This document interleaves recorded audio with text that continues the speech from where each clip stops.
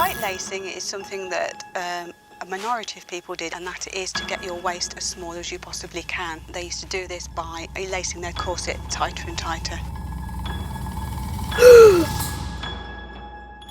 So corsets are a fashion item that have been criticized and really dismissed as a tumultuous device over the years. And while they aren't harmful as a whole, some of the older and current trends of tight lacing do actually have harmful results. So the hourglass figure was highly coveted during the Victorian era, and women did go to extreme lengths to achieve it. Tight lacing a corset would cinch the waist and push everything else up, creating that illusion of a smaller waist and exaggerated hourglass shape. I love it. I wear a lot of corsets, just not today. However, wearing corsets in that style, specifically for extended periods, can have severe consequences on women's health. Tight lacing specifically causes physical deformities, compressed organs, and restricted breathing if not done properly. So if you were a modern girly and you're gonna wear a steel-boned corset that wasn't made for your measurements for long periods of time in cold weather, that could cause lifelong rib and back damage. Some women experience fainting spells and difficulty performing everyday tasks. But once again, if worn properly, corsets pose little to no health risk and have actually been helpful for a lot of folks for posture reasons and bust support. Also, something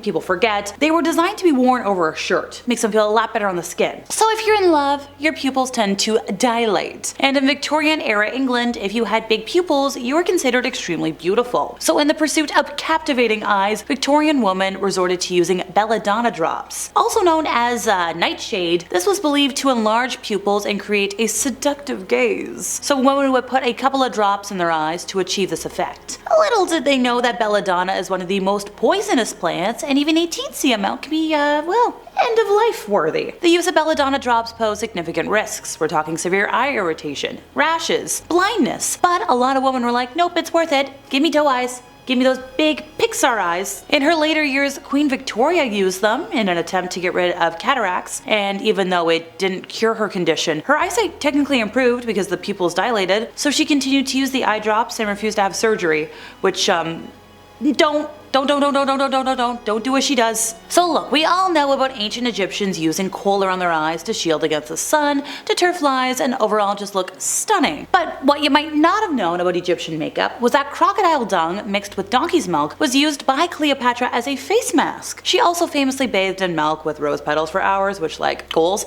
but she did a lot of other things as well. She would use blush that was a mixture of clay and crushed beetles, which was also something done later on by Queen Elizabeth I to get those memorable red lips of hers. Also folks, one of the most popular cosmetic ingredients in ancient Greece was olive oil, because according to legend, a Greek cook named Calamus invented soap by mixing olive oil with wood ash from Mount Sappho, so it could be used for cleaning utensils at, sacrifices. However, when he washed his hands with this mixture, he was like, oh, my skin is soft and smooth, because it turns out olive oil had cleansed and had beautifying properties. During the Heian era, geishas would blacken their teeth using a mixture of oxidized iron fillings steeped in an acidic solution. One of the main reasons for this practice was the fact that for hundreds of years, pitch black objects were regarded as immensely pretty. And unlike the Western ideals that folks like myself have been raised with, that's just how things were there. The women used to remove their heavy makeup with nightingale excrement, which apparently did wonders for the skin. The active chemical in bird excrement is guanine, which allegedly cleanses the skin and rejuvenates it. Also, geishas aside, back in the day, the beauty of Japanese women was often judged on the basis of their hair length, and the ideal length was considered 2 feet below their waist. Which, I'm sorry, I'm not Rapunzel. This is as long as it's gonna get for me, folks. That's more than enough work. So during the Victorian era, a lot of folks passed away of consumption, tuberculosis,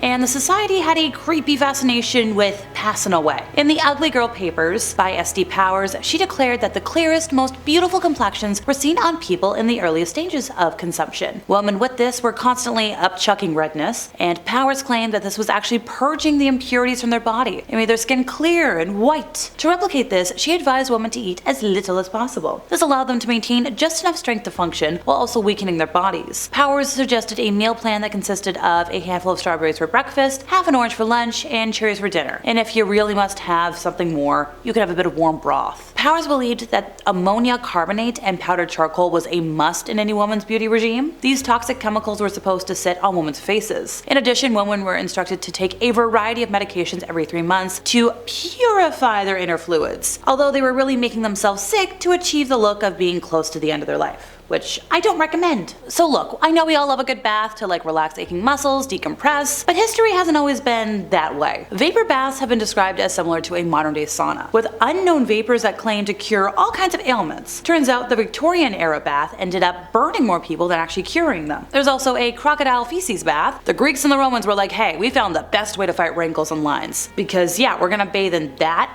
and it's gonna reduce aging. I'll stick with my Epsom salts.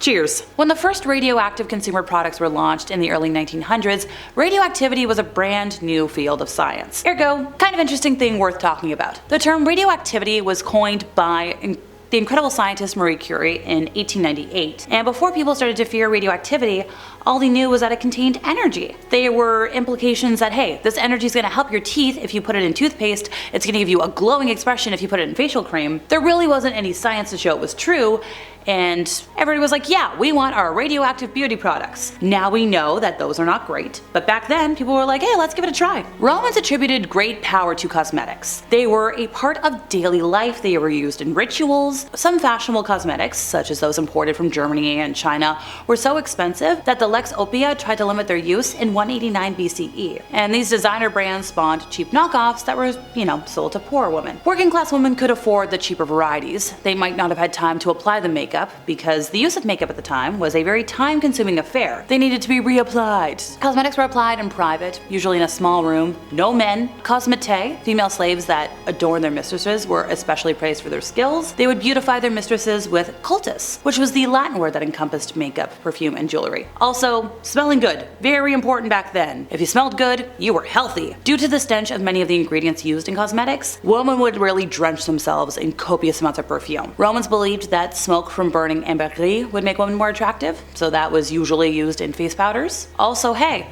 have fun sitting over a straw fire to make your hair shine, or sleep in a whole thing filled with red chicken fluid to make your hair thicker. Also, use urine in your facial mask. It'll make you look clean and beautiful.